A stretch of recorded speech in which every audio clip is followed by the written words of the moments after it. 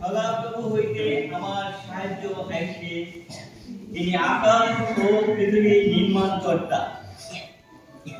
তিনি তোমার চরণ বিচলিত হইতে দেবেন না, তোমার রক্ত ধুইয়া পড়িবেন না। যিনি ইসরায়েলের রক্ষক, তিনি ধুইয়া পারেন না, নিদ্রা যান না। সদাপ্রভুই তোমার রক্ষক, সদাপ্রভুই তোমার ছায়া। তিনি তোমার দক্ষিণ পার্শ্বে দিবসে সূর্য তোমাকে আঘাত করিবে না, রাত্রিতেও চন্দ্র করিবে না।